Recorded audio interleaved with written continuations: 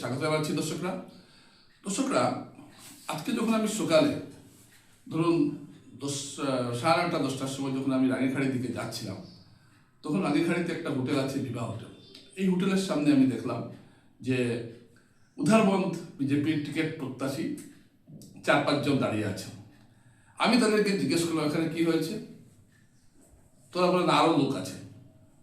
তারপর দেখলাম প্রায় 9 জনকে আমি এখানে দেখতে পেলাম। অর্থাৎ উধারবন্দে যে বিক্ষুব্ধ যে স্থানীয়রা টিকিটের যারা দাবিদার আছেন, তারা নিজেদের স্থানীয় বলে দাবি করছেন, উধারবন্দের মাটির সঙ্গে সম্পর্কিত বলে দাবি করছেন, তারা এই হোটেলের নিচে এসেছেন। কেন এসেছেন? তারা এখানে দেখা করতে এসেছেন সুনীল শর্মার সঙ্গে। সুনীল শর্মা কে?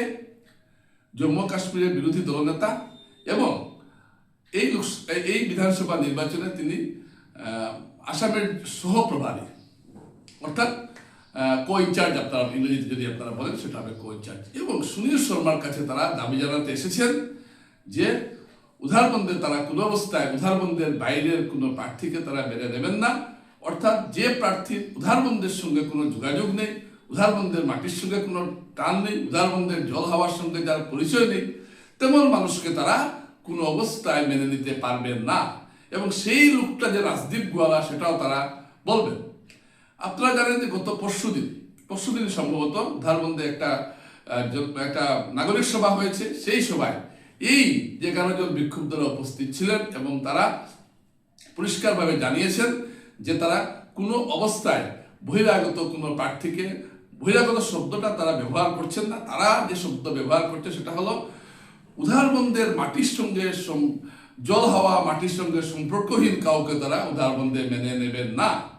এবং এই সবার পর 11 জনের মধ্যে একজন রাজদীপ শিবিরে আবার যোগ দিয়েছেন, অর্থাৎ 11 জন কমে এখন 10-এ এসেছেন। এই 10 জনের মধ্যে 9 জন, একজন শুনেছি আসছেন, আজ রাঙ্গিরখাড়ির এই হোটেলের সামনে জড়ো হয়েছেন। এখানে আমরা দেখলাম সভাপতি রায়কে দেখলাম, এখানে দেখলাম সুরেন্দ্র সিংকে, এখানে দেখলাম মিঠুন নাথকে দেখলাম, তিনিও দাবিদার। এখানে আমরা দেখলাম জয়জ্যোতি দেকে দেখলাম, প্রসেনজিৎ ভট্টাচার্যকে দেখলাম, এইভাবে কাঞ্চন সিংকে দেখলাম। এইভাবে একে একে সব যারা উধারবন্দের যারা আছেন স্থানীয়রা, তারা একটা হয়েছেন এবং তারা বলতে চাইছেন এবং তারা সুনীল শর্মাকে গিয়ে তারা বলছেন যে আপনারা যদি উধারবন্দের প্রার্থীকে উধারবন্দের বাইরের কাউকে দেন তাহলে আমরা সেটা মেনে নিতে পারবো না। তারা মেনে না নিয়ে এবং তারা তাদের ক্ষোভের কথা জানিয়েছেন। দর্শকরা, বিজেপির ইতিহাসে এ ধরনের অভূতপূর্ব ঘটনা আমি আগে দেখিনি। স্থানীয় প্রার্থীর দাবিতে একটা হওয়া একটা নতুন কোনো ঘটনা নয়, কিন্তু এভাবে দীর্ঘদিন 11 জন একটা হয়েছে। একজন ছুটে গেছেন, রাজদীপ শিবিরে যোগদান করেছেন, আমি তার নামটা এই মুহূর্তে মনে পড়ছে না, তাঁতি টাইটেল, তিনি রাজদীপের দিকে চলে গেছেন। এই তাঁতি রাজদীপের দিকে চলে গেল, বাকি 10 জন আসছেন। আমি এদেরকে জিজ্ঞেস করলাম যে আপনাদের অবস্থা হারাধনের 10টি ছেলের মতো হবে না তো? একটি গেল আম আনতে, 8 তো এলো না। তারা বলে না, আমরা যত সময় যাবে আমরা একটা হব, আরো আমরা বেশি করে এই বিষয়ে আমরা বিরোধিতা দেখাবো। আমি এই জন্য দর্শকরা এই ঘটনাকে অভূতপূর্ব বললাম যে বিজেপির ইতিহাসে বিজেপি একটি শৃঙ্খলাপরায়ণ দল হিসাবে পরিচিত। সেই বিজেপির স্থানীয়রা এমনভাবে বিক্ষোভ জানাচ্ছেন যে সেটা এক কথায় অভূতপূর্ব একটা ঘটনা। বিজেপির ইতিহাসে এরকম ঘটনা দেখা যায়নি। এরকম ঘটনা টিকিট দেওয়ার পর ঝগড়াঝাটি হয়েছে, এরকম আমরা অনেক দেখেছি, কিন্তু টিকিট দেওয়ার আগেই যেভাবে একটা আওয়াজ উঠছে গোটা উদাহরণ থেকে, এটা একটা আশ্চর্যজনক ঘটনা। এবং এরা কোনো অবস্থায় তারা রাজদীপ গোয়ালাকে তারা উধারবন্দে চাইছেন না এবং সভা করছেন, মানুষ মিটিং করছেন এবং এখানে সে বিক্ষোভ জানাচ্ছেন। সুনীল শর্মাকে গিয়ে তারা বলছেন এবং তারা তাদের এই বিক্ষোভের খবর দিল্লিতে গিয়ে পৌঁছে গেছে এমন দাবিও তারা করছেন।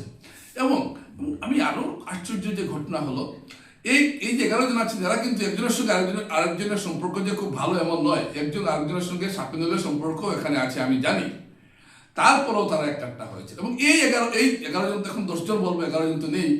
এই 10 জনের মধ্যে আরেকটা লক্ষণীয় বিষয় হলো আরো 2 দাবিদার আছেন, মঞ্জুল দেব এবং মৃদুল মজুমদার। এরা কিন্তু এই 10 জনের সঙ্গে নেই, আপনারা হয়তো বলবেন এরা উধারবন্দের জল হাওয়ায় বড় হওয়া নয়, না, এরকমও কোনো কথা নয়। কারণ মঞ্জুল দেবের বাড়ি তুলাপট্টিতে, সেটা উধারবন্দ বিধানসভা এলাকার মধ্যে এটা পড়ছে এবং তার ভোটার তালিকায় সেখানে নাম রয়েছে। সব মিলিয়ে উধারবন্দের পরিস্থিতিটা কিন্তু দিন দিন জটিল হচ্ছে। আরেক দাবিদার আছেন সঞ্জয় সিং আদিত্য, তিনিও কিন্তু ডেরা বেঁধেছেন উধারবন্দে শালগঙ্গাতে, সেখানে এবং তিনি কিন্তু অত্যন্ত সূক্ষ্মভাবে কিন্তু এগুচ্ছেন, এটাও কিন্তু আমার কাছে একটা খবর আছে। তারও একটা অবস্থান আমরা দেখতে পাচ্ছি উধারবন্দে। সব মিলিয়ে উধারবন্দের পরিস্থিতিটা দিন দিন জটিল হচ্ছে এবং এই যে স্থানীয় দাবিটা উঠছে সাংঘাতিকভাবে, এবং এই দাবিটা এবং এই দাবির সমর্থনে যেভাবে কলকাঠি নাড়া হচ্ছে এবং যেভাবে কাজকর্ম চলছে, এটা অবশ্যই বিজেপি নেতৃত্বকে ভাবাবে। এবং এই দলের সবচেয়ে যিনি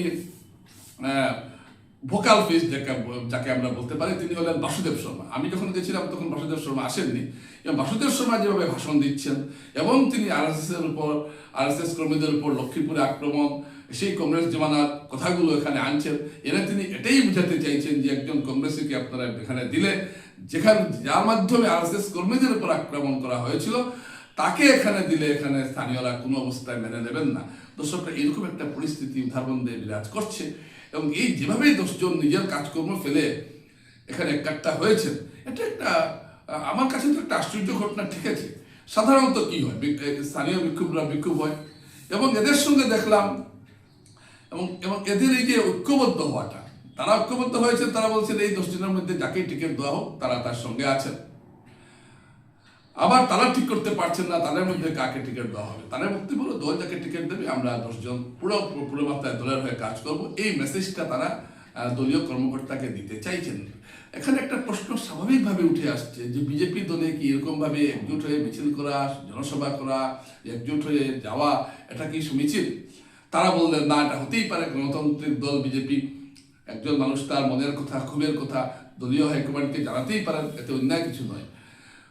দর্শকরা, এই একটা পরিস্থিতি উধারবন্দে চলছে। অন্য একদিকে রাজদীপ গোয়ালা সাংঘাতিকভাবে জনসংযোগ বাড়িয়ে দিচ্ছেন, প্রতিদিন তিনি বিভিন্ন অঞ্চলে যাচ্ছেন, তিনি বিনা রায় দিবস চক্রবেদিনী এই মনোভাব নিয়ে যে 10 জন আছেন, 11 জন ছিলেন, একজনকে ভাঙিয়েছেন রাজদীপ।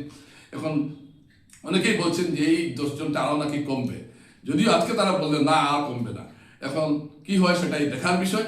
দর্শকরা, আমি এই কথাটা আপনাদের সামনে এই জন্য তুলে আনলাম যে উধারবন্দের কিন্তু এখন খেলাটা জমে উঠেছে, এবং এই যে স্থানীয় বিক্ষুব্ধ বিষয়টা কোন জায়গায় নিয়ে যাবে উধারবন্দের বিজেপি রাজনীতিকে, গেরুয়া রাজনীতিকে, এটা একটা অবশ্যই একটা চর্চার বিষয়। দলীয় নেতৃত্ব বিষয়টা নিয়ে ভাবছেন, এবং আমরা অপেক্ষা করব যে উধারবন্দে কি ঘটে। এবং দর্শকদের আমি বলছি যে যা নতুন কিছু ঘটবে সঙ্গে সঙ্গে খবর আপনাদের সামনে অবশ্যই পৌঁছে দেব।